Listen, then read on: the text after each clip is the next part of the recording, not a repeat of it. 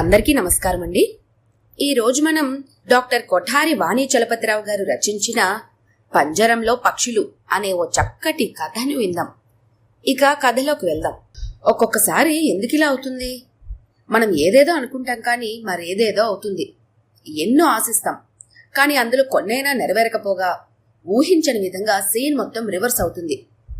దేవిక మనసు నిండా ఈ మధ్య ఇవే ఆలోచనలు. దిగులుతో రోజుకు కొంచెం కొంచెం కుచించుకుని పోతున్నది తను. అనుకోకుండా తన పిల్లల్లో వచ్చిన మార్పు ఆమెను దిగ్భ్రాంతికి గురిచేస్తోంది.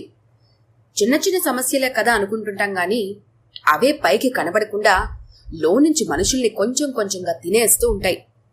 అవి అనుకోకుండా వచ్చినవి. కొన్నేళ్ల ఆశల మీద చన్నీళ్లు చల్లేవి అయితే ఇక ఆ బాధ మాటల్లో చెప్పలేనిదిగా ఉంటుంది. తమ ఇద్దరు పిల్లలు కిన్నెర కిరీటిలను అల్లారుముద్దుగా పెంచారు దేవిక భర్త భరద్వాజ్. దేనికి లోటు రానివ్వలేదు. అడగకుండానే అన్నీ కొనిచ్చారు. అలా అని అతిగారాభం చేయకుండా క్రమశిక్షణ నేర్పారు. వాళ్ల సుఖం కోసం, సంతోషం కోసం, అభివృద్ధి కోసం తమ సుఖ సంతోషాలను త్యాగం చేశారు. ప్రతి నిమిషం, ప్రతిరోజు పిల్లల భవిష్యత్తే ధ్యాసగా వాళ్ల గురించి ఆలోచించారు. వాళ్ల గురించే శ్రమించారు. తండ్రి భరద్వాజ కన్నా ఈ విషయంలో తల్లి దేవిక శ్రమ పట్టుదలలే ఎక్కువని చెప్పక తప్పదు. ఉదయం 5 గంటలకే పిల్లల్ని పక్క మీద నుంచి లేపి పుస్తకాలు ముందు పెట్టి చదవమనేది. సాయంత్రం సమయంలో పిల్లలతో పాటు తను కూర్చొని హోంవర్క్ చేయించడం, పాఠాలు చెప్పడం, పరీక్షలకు ప్రిపేర్ చేయడం చేసేది. చదువు ఒక్కటే ఉంటే సరిపోదని కిన్నెరకు సంగీతం, కిరీటకి గిటార్లోని శిక్షణ ఇప్పించింది. ఎన్ని ఉన్నా సంస్కారం ఉండకపోతే వృధా అని మంచి చెడు, మాట మన్నన వంటి వ్యక్తిత్వ వికాసపు కోచింగ్ను ఇంట్లోనే స్వయంగా ఇచ్చింది. దాదాపు 15-20 సంవత్సరాలుగా ఇంత చేస్తూ వచ్చి ఎంతగానో కష్టపడి పిల్లలు పర్ఫెక్ట్గా తయారయ్యారు. శ్రమ ఫలించింది. ఇంకా కాస్త విశ్రాంతి తీసుకోవచ్చు అనుకుంటున్న సమయంలో ఓ రోజు అనుకోకుండా పిల్లల గురించి ఓ ఆశ్చర్యకరమైన నిజం బయటపడింది. అదిరిపడింది దేవిక. అనుమానం వచ్చి నిఘా వేసి తరచి చూస్తే రోజుకొక్కొక్కటిగా అలాంటివే మరెన్నో నిజాలు. తల తిరిగిపోయింది దేవికకు. బుద్ధిమంతురాలనుకున్న కిన్నెర అబద్ధాలాడుతున్నది. కాలేజీకని చెప్పి స్నేహితులతో సినిమాలకు, షికార్లకు వెళ్తున్నది. కిరీటి తండ్రి పర్సులోంచి అడపాదడపా డబ్బులు కొట్టేస్తున్నాడని తెలిసి ఇన్నేళ్ల నా పెంపకానికి ఇదా ఫలితం? ఎంత శ్రద్ధగా జాగ్రత్తగా పెంచాను అనుకుంటుంటే ఆమె కన్నీళ్లు ఉబికి పైకొచ్చాయి. పిల్లలు ఈ రోజుల్లో ఎందుకిలా తయారవుతున్నారు? తల్లిదండ్రులు ఎంత మంచిగా పెంచినా బయట వ్యవస్థ ప్రభావం వాళ్ల మీద పడి పాడైపోతున్నారని, పక్కదోవలు పడుతున్నారని తెలిసి స్వయంగా అలాంటి వాళ్లను చూసి తన పిల్లల విషయంలో అలా జరగకూడదని తగిన జాగ్రత్తలు తీసుకుంది. ఇంట్లో టీవీ పెట్టడం మానేసింది. సెల్ ఫోన్లు కొనివ్వలేదు. పిల్లల్ని ఇల్లు, కాలేజీ తప్ప బయట ఎక్కువగా తిరగకుండా కంట్రోల్లో ఉంచింది. ఆడపిల్ల డ్రెస్సింగ్ విషయంలో, సంస్కృతి సంప్రదాయాలను పాటించడం విషయంలో, భవిష్యత్తుని బుగ్గి చేసే అపరిపక్వ ప్రేమలు, ఆవేశాలతో కూడిన అనర్థాలకు ముందుగానే చెక్ చెప్పడం కోసం కిన్నెరకు ప్రతిరోజు ఎన్ని నీతులు చెప్పింది, ఎంతగా హితబోధ చేసింది. అరటిపండు ఒలిచి చేతిలో పెట్టినట్టుగా లోకరీతిని విప్పు చెప్పింది. కిరీటి విషయంలో మాత్రం తక్కువ చేసిందా తను? నూనూగు మీసాలైనా రాకముందే సిగరెట్లకు, తాగుడుకు అలవాట్లు పడుతున్న కుర్రకారును చూసి తన కొడుకు అలాగే తయారవుతాడనే భయంతో వాడి కదలికలను, చర్యలను ఎప్పటికప్పుడు నియంత్రిస్తూ వచ్చింది. అయినా ఎందుకిలా జరుగుతుంది? డబ్బుతో వాడికి అంతగా ఏ అవసరాలు ఉన్నాయని ఇంట్లో డబ్బులు కొట్టేస్తున్నాడు? చిచి, వీళ్ళు నా పిల్లలని చెప్పుకోవడానికి సిగ్గుగా ఉంది. ఇంటి పరువు తీస్తున్నారు. ఎవరికన్నా తెలిస్తే ఎంత సిగ్గుచేటు అని దేవిక మనస్తాపం చెందుతుండగా కాలింగ్ బెల్ శబ్దమైంది. తలుపు తీస్తే ఎదురుగా చెల్లెలు గీతిక. నువ్వా? రా రా అంది దేవిక సంభ్రమాశ్చర్యాలతో. మనసు బాగాలేని సమయంలో తలవని తలంపుగా దొరికిన ఆ తోబుట్టువు తోడు మనసు తేలికపరిచినట్లు అయింది. అంతా బాగున్నప్పుడు ఒంటరిగానే అయినా హాయిగా బతికేయొచ్చేమో గాని చికాకుల్లో, సమస్యల్లో మాత్రం అది సాధ్యం కాదు. తన బాధను పంచుకోవటానికి, పరిష్కారం చెప్పటానికి మరో మనిషి తోడు ఉంటే బాగని అనిపిస్తుంది. అందుకే చెల్లెలు గీతిక కనిపించగానే దేవికకు పోతున్న ప్రాణం తిరిగొచ్చి శరీరంలో ప్రవేశించినట్టే అయింది. ఏం చేస్తున్నావు అక్క అంది గీతిక అక్క ముఖం వంక పరిశీలనగా చూస్తూ. ఏం చేయడం లేదు గాని నువ్వేంటి వస్తున్నానని ఫోన్ అయినా చేయకుండా అకస్మాత్తుగా ఊడిపడ్డా అంది దేవిక. మా ఆయన అనుకోకుండా ఊరెళ్లారు నిన్న. మళ్ళీ ఈ రోజు రాత్రికి కానీ రారు. ఈ రోజంతా నీతో కాలక్షేపం చేద్దామని వచ్చాను. ఇల్లే కైలాసం అనుకుంటూ బ్రతికే మనిషివి కనుక నీ తలుపులకు ఎప్పుడు తాళం ఉండదు. అందుకే ఫోన్ చేయకుండా సర్ప్రైజ్ చేద్దామని వచ్చాను. మంచి పని చేశావు. ఈ రోజు నువ్వు రావటం నాకు చాలా రిలీఫ్గా అనిపిస్తుంది.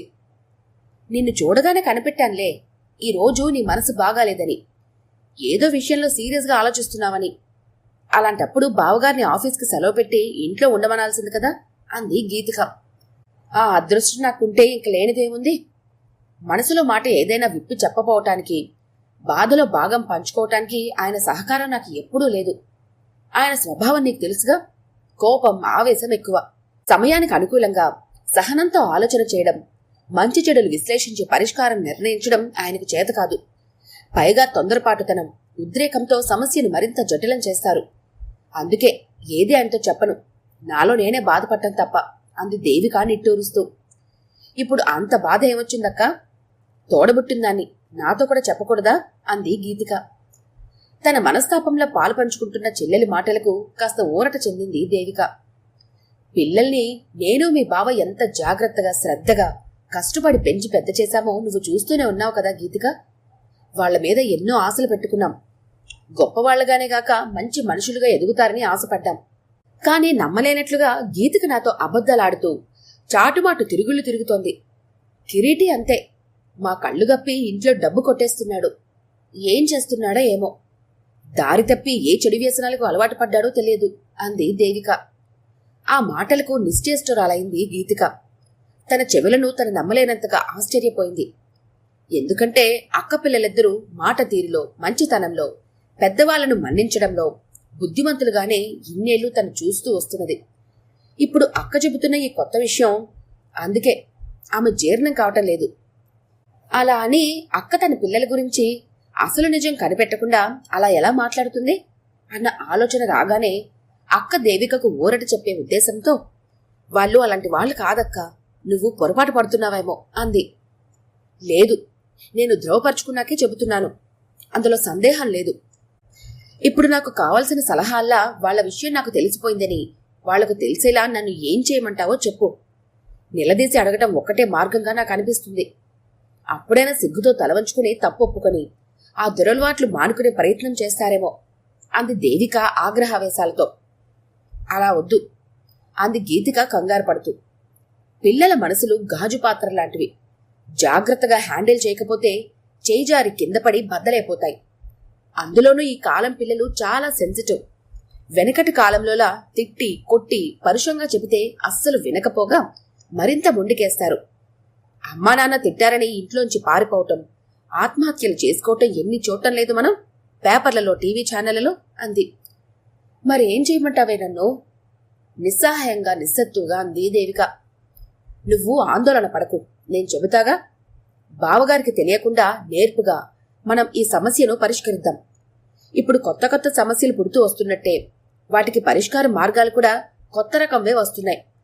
కర్ర విరగకూడదు, పాము చావకూడదు అన్నట్టుగా నొప్పించకుండా, తానవ్వకుండా తేలికగా డెలికేట్గా సమస్యకు పరిష్కారాన్ని సాధించి పెట్టడానికి కౌన్సిలింగ్ సెంటర్లు వీధి దీపాల్లా వెలిశాయి.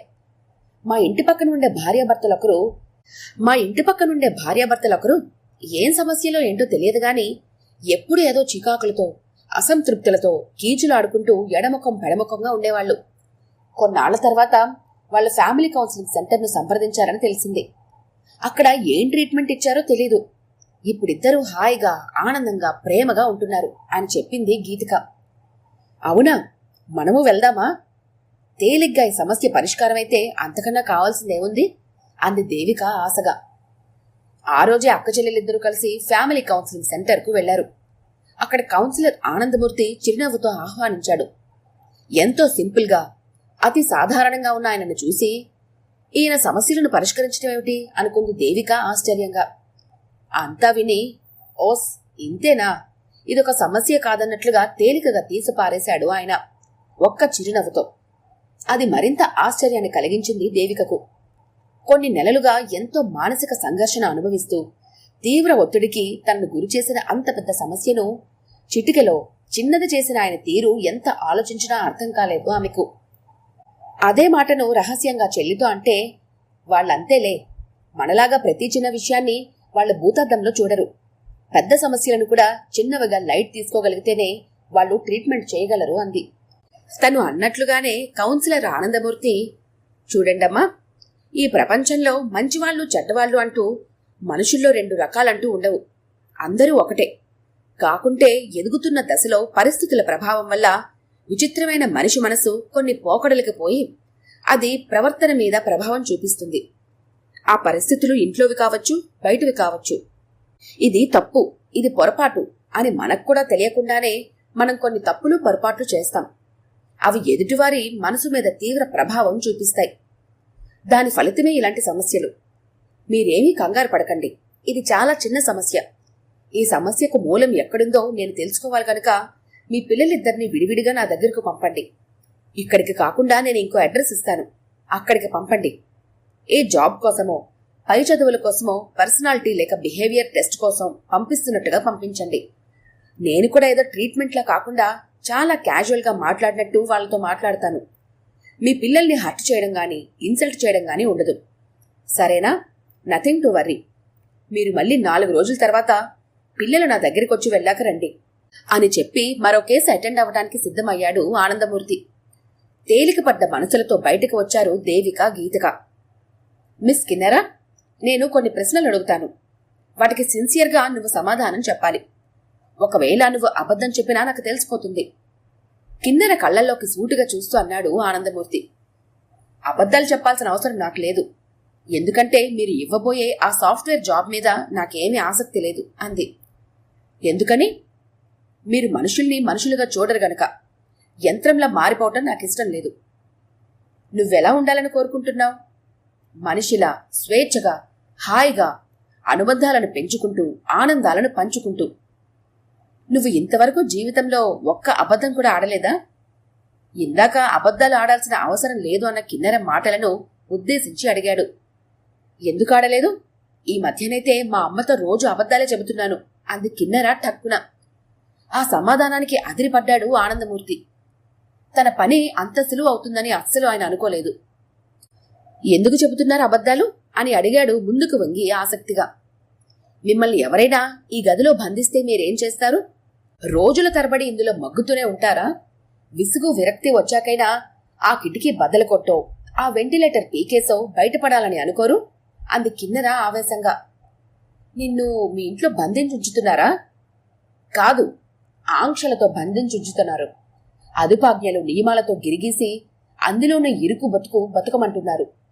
అలా చేసి తాము చాలా మంచి తల్లిదండ్రులమని సమాజం చేతనో వారికి వారుగానో అనుకొని వాళ్ళు గర్వపడతారేమో కానీ నాకు అలాంటి లైఫ్ అంటే చిరాకు. నాకేం కావాలో ఏం వద్దో నాకు తెలియదా? నేను చిన్నపిల్లనా ఇంకా? నాకు ఇష్టమైన డ్రెస్ వేసుకోవాలని, ఫ్రెండ్స్తో కలిసి సరదాగా కూర్చొనో, ఫోన్లోనో కబుర్లు చెప్పుకోవాలని, ఎప్పుడైనా ఓ సినిమాకో ఓ పిక్నిక్కో వెళ్లాలని నాకుండదా? బయట కాలు పెడితేనే మేం పాడైపోతామని అంత భయమెందుకు? ఒక్కొక్క మాటను ఖచ్చితంగా పలుకుతూ ఫోర్స్గా అంటోంది కిన్నెర. తల్లిదండ్రులన్న తర్వాత భయం లేకుండా ఎలా ఉంటుంది మీ భద్రత విషయంలో? వాళ్ళు ఏది చేసినా మీ మీద ప్రేమతోనే అని అనుకోవచ్చుగా అన్నాడు ఆనందమూర్తి కిన్నెర మనసు తరిచి చూసే ప్రయత్నంలో భాగంగా. అది నిజమే, కాని దానికి ఓ లిమిట్ ఉంటుంది కదా సార్. ఎక్కడో ఏవో జరుగుతున్నాయని మీరు భయపడుతూ మేం కూర్చున్నా, నించున్నా, టీవీ పెట్టుకున్నా, కంప్యూటర్ ముందు కూర్చున్నా అదెందుకు ఇదెందుకు అని తరచి ప్రశ్నించటం, అలా చేయకు ఇలా చేయకు అని ఆజ్ఞాపించటం, ఇదంతా మాకు నిత్య నరకం కాదు? అడుసు తొక్కనేలా కాలు కడగనేలా అన్నది కాలం చెల్లిపోయిన సామెత. ఎటు చూసిన సమాజంలో బురదే ఉన్నప్పుడు ఎక్కడో ఒక దగ్గర బురదలో కాలేస్తే మా తప్పు మేం తెలుసుకొని మమ్మల్ని మేం సరిదిద్దుకుంటాం కదా. ఈ రోజుల్లో పిల్లలు ఎన్నేళ్ళొచ్చినా అమ్మా నాన్నల చెయ్యి పట్టుకునే నడవాలని అనుకోవటం లేదు. వాళ్లలోనూ అవేర్నెస్ వస్తోంది. అనుభవాల ద్వారా స్వయంగా మంచి చెడులు తెలుసుకుంటున్నారు. కనుక కాస్తంత స్వేచ్ఛను, ఆట విడుపును, స్వయం నిర్ణయాధికారాన్ని కోరుకుంటే తప్పేమిటి? మనిషి జీవితంలో బాల్యం ఒక వరం లాంటిదని మీ పెద్దలే చెబుతుంటారు. ఆ బాల్యాన్ని ఎంజాయ్ చేస్తే కౌమారంలో ప్రతి విషయం పట్ల ఆసక్తి పెంచుకొని దాన్ని నేర్చుకుంటుంటే మా నాన్న మమ్మల్ని ఎందుకు వదిలేరు? స్వీట్ 16 అంటూ యవ్వనారంభ దశ కొత్త కొత్త అనుభూతులకు తలుపులు తెరుస్తుందని మీరే సాహిత్యబద్ధం చేసి మరీ చెబుతుంటారు. మాకు మాత్రమే సొంతమైన మా మనోభావాలను మమ్మల్ని ఆనందించనివ్వకుండా మీరెందుకు మాటిమాటికి తొంగి చూస్తూ మేం సిగ్గుతో చిన్నబోయేలా చేస్తారు? పెద్దరికమంటే లాఠీ చేతిలో పట్టుకొని మా జీవితాలకు పహారా కాయటమేనా అంటూ తడబాటు, బిడియం, మొహమాటం లేకుండా తీక్షణంగా తన మనసులోని మాటను వ్యక్తం చేస్తున్న కిన్నెరను చూసి పేరు పొందిన సైకాలజిస్ట్ అయిన ఆనందమూర్తికే ఒక పాఠం నేర్చుకున్నట్లుగా అనిపించింది. తెలిసిన విషయాలు కూడా ఒక్కోసారి మాట్లాడేవాళ్లు నేర్పును నిజాయితీని బట్టి స్పష్టమైన ఆకృతిని సంతరించుకొని మరింత అవగాహనను కలిగిస్తాయి. అందుకే నీ ఫ్రాంక్నెస్ నాకు చాలా నచ్చిందమ్మా అన్నాడు మనస్ఫూర్తిగా మెచ్చుకుంటూ ఆనందమూర్తి. నేనే కాదు సార్, ఈ కాలం పిల్లలందరూ ఇలానే మాట్లాడుతున్నారు. ఎందుకంటే వాళ్ళకేం కావాలో వాళ్ళకి స్పష్టమైన అవగాహన ఉంది. అమ్మ కొంగు పట్టుకొని తిరిగే వయసు దాటాక లోకం పోకడా, వాస్తవ సమాజం గురించి తెలుసుకునే అవకాశాలు వాళ్ళకి ఇప్పుడు ఎక్కువ కావటంతో వయసును మించి వాళ్ల మెదడు మెచ్యూర్ అవుతోంది. అమ్మా నాన్నలు చెప్పేవి వింటూనే వాళ్ళకేం కావాలో ఏం వద్దో స్వీయ నిర్ణయాలు తీసుకుంటున్నారు. అదిగో బూచి, అటు వెళ్లకు అని పెద్దవాళ్లు దిక్కు దిక్కు చూపుడు వేలుతో చూపించి భయపడితే భయపడటానికి బదులు అదేంటో చూసి దాని పని పడదాం అని బలంగా, వేగంగా అటే అడుగులు వేసేంత ఆత్మబలంతో ఉన్నారు. శభాష్! మమ్మల్ని మీరు మెచ్చుకోవాలని ఇవన్నీ చెప్పడం లేదు సార్, అర్థం చేసుకోమని అర్థిస్తున్నాను. ష్యూర్. అవునుగాని కిన్నెరా, ఇంతటి జీవిత విశ్లేషణ కలిగిన నీవు నీ ఫీలింగ్స్ని ఎప్పుడు ఎవరితో షేర్ చేసుకుంటావో తెలుసుకోవాలని ఉంది. బయట ఉన్నప్పుడు నా క్లోజ్ ఫ్రెండ్ భావనతో, ఇంట్లో ఉన్నప్పుడు నాకన్నా 1 సంవత్సరమే చిన్నైనా నా తమ్ముడు కిరీటితో. అప్పుడు కిరీటి ప్రస్తావన రాగానే అలర్ట్ అయ్యాడు ఆనందమూర్తి. తన వలన కావాల్సిన కార్యం కిన్నెర వల్లనే అవబోతున్న ఆలోచన రాగానే, నీ తమ్ముడితో నువ్వు చాలా ఫ్రెండ్లీగా ఉంటావన్నమాట అన్నాడు. ఇంట్లో నాకున్న తోడు వాడొక్కడే కదా, అతను కూడా నీలాగే ఆలోచిస్తాడా? ఈ కాలం పిల్లలు ఎవరైనా అంతే అని చెప్పాను కదా సార్. వాడు మగపిల్లాడు గనక అమ్మ వాళ్ల భయాలు వేరుగా ఉంటాయి. డబ్బులు ఎక్కువగా ఇస్తే సిగరెట్లు కొనుక్కొని స్మోకింగ్ చేస్తాడేమో అని భయం, ఇంకా డ్రింకుకు అలవాటు పడతాడేమోనని, గర్ల్ ఫ్రెండ్స్తో ఎక్కడ తిరుగుతాడోనని వాడి అవసరాలు కూడా డబ్బులివ్వరు. అందుకే వాడు అస్తమానం, అక్క నీ దగ్గర డబ్బులేమైనా ఉంటే ఇవ్వు ప్లీజ్ అని అడుగుతాడు.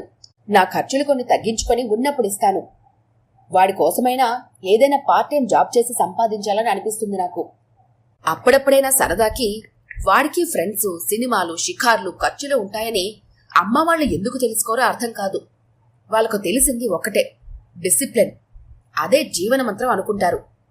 ఎంత పిల్లలమైనా స్వేచ్ఛలేని జీవితం మాకు ఊపిరి ఆడనివ్వదని ఈ పెద్దలకు ఎప్పుడు అర్థమవుతుందో అని కిన్నెర అంది. ఆ తర్వాత ఉన్నట్టుండి లేచి, ఇంక నేను వెళ్ళొచ్చా సార్, మీ ఇంటర్వ్యూ అయినట్టేనా అంది. మెచ్చుకోలుగా తన వంకు మరోసారి చూసి వెళ్ళొచ్చు అన్నట్టుగా తల ఊపగానే లేచి 4 అడుగులేసి మళ్లీ వెనక్కి తిరిగి, మా అమ్మకు నేను అందించాల్సిన నా ఫీలింగ్స్కి మీరు వారధి కాబోతున్నందుకు చాలా థ్యాంక్స్ సార్. డైరెక్ట్గా అమ్మతో మాట్లాడి ఉంటే ఇంత స్పష్టంగా, ఖచ్చితంగా నా భావాలను అందించి ఉండేదాన్ని కాదేమో అంది కిన్నెర నవ్వుతూ. ఆ మాటలకు అదిరిపడ్డాడు ఆనందమూర్తి. గడుసు పిల్ల అనుకున్నాడు మనసులోనే. తన ఎదురుగా కూర్చొని ఉన్న కిన్నెర కిరీటిల తల్లి దేవిక, పిన్ని గీతికలను షార్ప్గా చూస్తూ అన్నాడు కౌన్సిలర్ ఆనందమూర్తి. మీ అమ్మాయి కిన్నెరతో మాట్లాడాను. తనతో మాట్లాడాక ఇంకా మీ అబ్బాయితో మాట్లాడాల్సిన అవసరం లేదు అనిపించింది. ఇద్దరి ప్రాబ్లమ్స్ ఒకటే అని ఒక్క క్షణమాగి, ఆ ప్రాబ్లం మీరే, మీ వారు అన్నారు టక్కున. ఆ మాటలతో అవాక్కయింది దేవిక. చెల్లెలి వంక అయోమయంగా చూసింది. ఆ తర్వాత, పిల్లల్ని స్ట్రిక్ట్గా పెంచాలి నిజమే, కాని మరీ ఊపిరాడక ఉక్కిరిబిక్కిరి అయ్యేంత కాదు. సమస్యలనేవి పెద్దవాళ్ళమైన మనకే ఉంటాయని పొరబడుతూ ఉండటం వల్లే ఈ జనరేషన్ గ్యాప్ వస్తుంది. పిల్లలకు సమస్యలుంటాయి. వాళ్లకు జీవితం మీద ఆశలు, ఆశయాలు, కోర్కెలు, అవి తీర్చుకోవటానికి డబ్బు అవసరాలు ఉంటాయి. లైఫ్ని ఎంజాయ్ చేయాల్సిన మనసు వాళ్ళది. హాయిగా, స్వేచ్ఛగా రెక్కలల్లార్చుతూ విహరించాలని వాళ్ళకుంటుంది. అలాంటి సమయంలో అర్థం లేని భయాలతో వాళ్ళని పంజరంలో పక్షుల్లా బంధించి మన కళ్ల ముందు ఉంచుకోవాలని అనుకుంటాం మనం. అక్కడే పెద్దలమైన మనం తప్పు చేస్తున్నాం దేవిక గారు. మీ పిల్లలు పెర్ఫెక్ట్లీ ఆల్ రైట్. వాళ్ళని నమ్మండి, అనుమానించి అవమానించకండి. వాళ్ళని పంజరంలో పక్షుల్లా నిర్బంధించి ఉంచకండి. ఆడుతూ పాడుతూనే అన్నీ నేర్చుకుంటూ ఎదిగేలా పెంచండి. వాళ్ళని స్వేచ్ఛగా అలా అలా కాసేపు విహరించనిస్తే తిరిగి తిరిగి మళ్లీ మీ గూటికే వచ్చివాలి మీకు కనువిందు చేస్తారు అని ఆనందమూర్తి అనగానే దేవికకు ఒక కొత్త జీవితం బోధపడినట్టుగా అయింది. ఈ కథ కనుక మీకు నచ్చినట్లయితే లైక్ చేయండి, షేర్ చేయండి. మరిన్ని ఇంట్రెస్టింగ్ కథల కోసం మా ఛానల్ని తప్పకుండా సబ్స్క్రైబ్ చేసుకోండి.